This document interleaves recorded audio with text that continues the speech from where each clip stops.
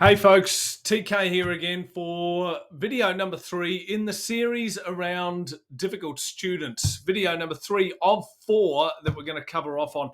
This one should be a quick video. I hope it's a quick video. The reason I say that is the question for me is a relatively straightforward answer, and it may be a little bit controversial, and it may even disappoint some of you. So I'm going to apologize in advance. So the third most popular question, the topic of this video is, I'll read it for you: engaging students that don't want to be there and share negative responses. Well, if you're after something on that, have a look at question number 1, video on question number 1. The second part of this question caught my attention. Having students at varying ages, from 18 through to 60 years old, how to keep them engaged and how to adjust delivery. And there's often a lot on different generations out there. If you Google, if you pop into Chat GPT, there's plenty of advice on how to manage different generations from a leadership perspective, from a training perspective, sure. But here's my advice, folks, or at least what we know about different generations. I remind myself all the time, is that people are, regardless of their generation, whether they're in Gen Z, millennials, Gen X, whatever you want to call it, baby boomers, etc., people are more similar than they are different.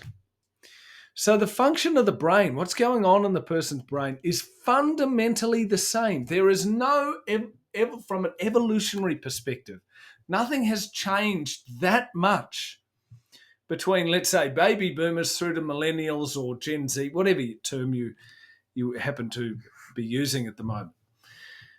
So I remind myself of that if the person has a brain, it's going to be mostly the same, whether they're 18 or 60. Now, there's certain things that those different generations are going to be used to, making some broad assumptions.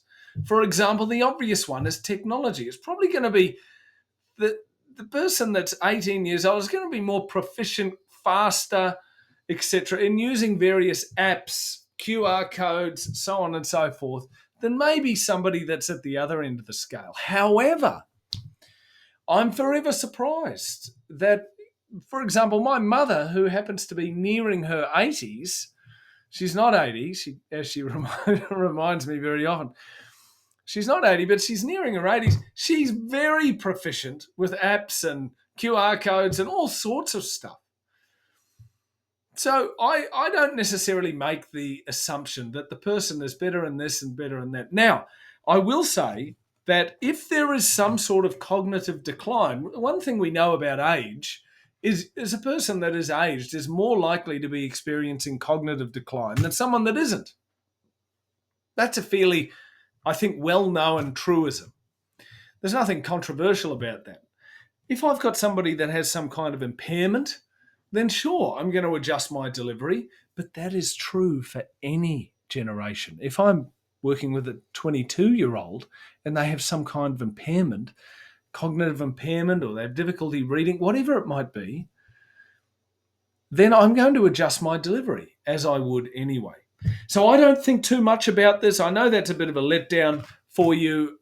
I don't change my delivery a great deal between 18, regardless of the generation. So I can't offer much in terms of that, other than my choice of music and different things like that. I keep my use of apps very, very simple. I give people links, multiple options to access things, all that sort of stuff. I don't know if that's of any use to you, but I want to make sure I answered that question. People are more similar than they are different. And if you work with some of the brain science that we know today, most of the time you're going to appeal across multiple generations. We'll see you in the next video number 4. Bye for now.